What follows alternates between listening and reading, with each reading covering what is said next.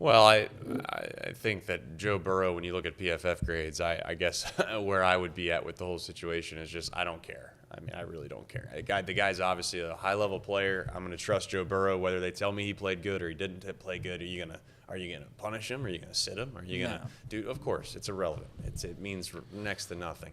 I guess the bigger question is the other types of assets that you thought you had coming into this year, what they graded at. You guys obviously spent another draft pick on somebody that's trying to get to the quarterback.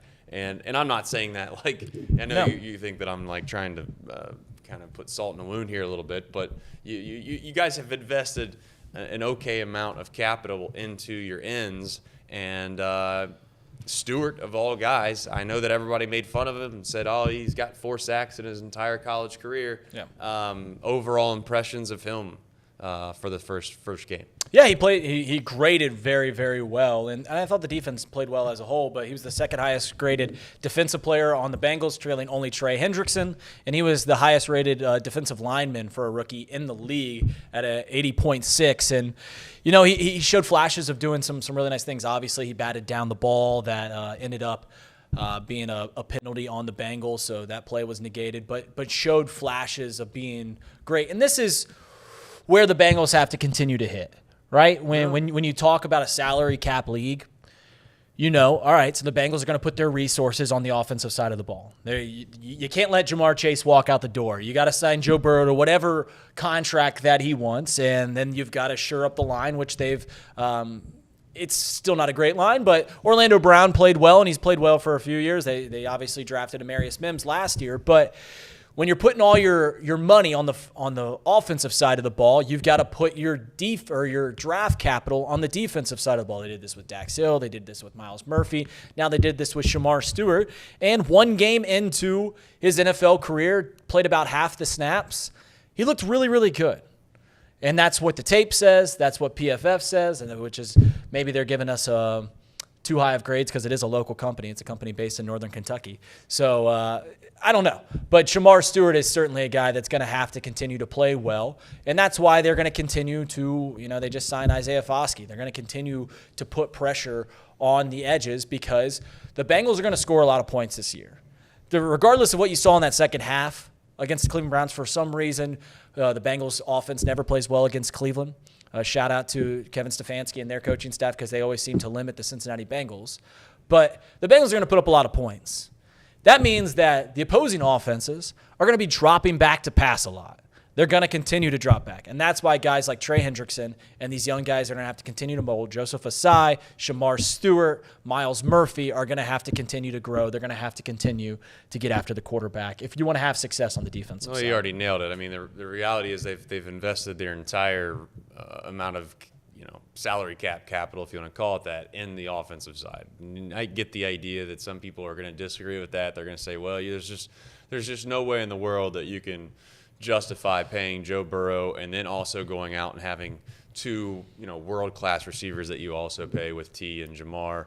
And then now you factor in that Trey Hendrickson obviously once paid as well, and they find a way to do that. You just don't have a lot of margin for error on drafting, and also obviously going out and picking up free agents or trying to find these guys that perhaps you get off the streets and the Notre Dame kid that you just brought in. Maybe you got to have like a diamond in the rough somewhere. You got to have someone that's going to play above their weight, above what you expected them to do, and give you a chance to kind of shore up an area that you could at least say, if nothing else, that you're league average in this area when you're paying minimum for. And that's obviously why I think the NFL is king, man. I think the NFL is king largely for that reason. It's because you can get as strategic about roster management as you possibly can with any other game in the world. The Bengals have made a calculated decision that they believe and feel like that if they were to keep these offensive players, that it gives them the best chance to have success. Yeah. And to be fair, as I've said before, if you're in a position where you have elite level players and you've watched them for multiple years in your uniform, you certainly don't want to just watch that walk out right out your door. But it does make something that the Bengals have not done a lot very well very important, and that is draft extremely well at the top of the draft. That's not a top 5 player that is Jamar Chase Yeah. and or T. Higgins, Or which Joe. I know he was a second rounder, Yep. or I guess we could obviously give Joe Burrow, even though I'm pretty sure that every person in the world would have drafted Joe Burrow, but we'll give them credit for drafting him as well. Oh, there were some Cincinnati Bengals fans that wanted them to draft Chase Young that year. And I know you're out there. I know some are watching this show right now because there were people that go like, I don't know, Joe Burrow's an unknown quantity. Chase Young, you know what you're going to get. A career pass rusher, which Chase Young's career is kind of hanging in the balance right now. So if you don't have to out yourself, but I know you guys existed. But no, this isn't a roadmap that the Bengals created. This is a roadmap of how to construct your roster that has been laid out by teams like the Kansas City Chiefs, right? The Kansas City Chiefs, they get Patrick Mahomes, pay him anything you want, and you're going to pay Travis Kelce, and then you're going to do that. And then you get one premier player on the defensive side of the ball that you give a lot of money, Chris Jones. Bengals are doing that with Trey Hendrickson.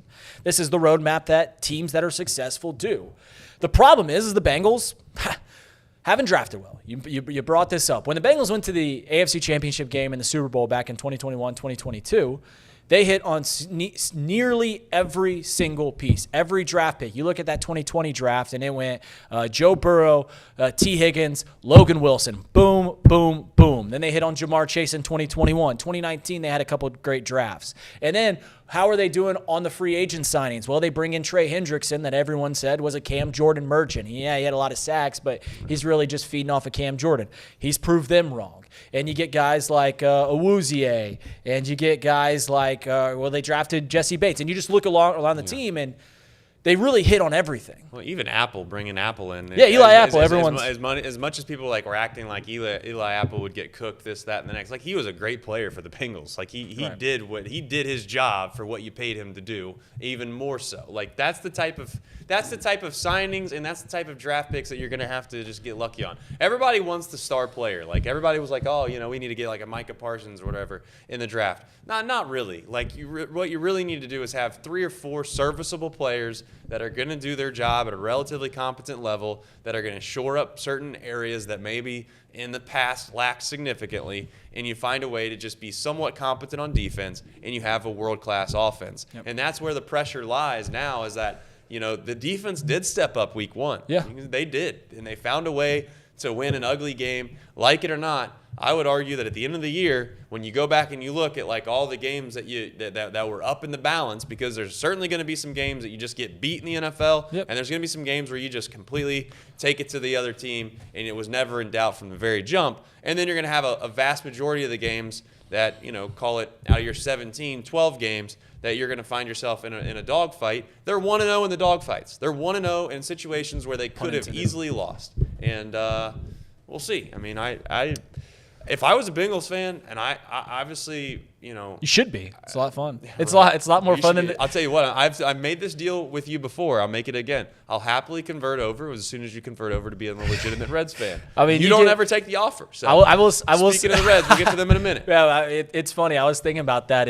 We said we're two halves of a whole when it comes to Cincinnati fans. We both decided one Cincinnati team to be a fan for. I think I made the better choice looking back 25 years ago than you did. But hey, we'll see. Maybe the next 25 years will be better. I'll say this as we get to our ads and we transition over into to Reds country, and I'm looking at the Bengals schedule going ahead. Yes. And I just got to ask you, looking at this, they play the Jacksonville Jaguars this Sunday, first home game. You make up names that are just absurd, but go ahead. Jacksonville Jaguars.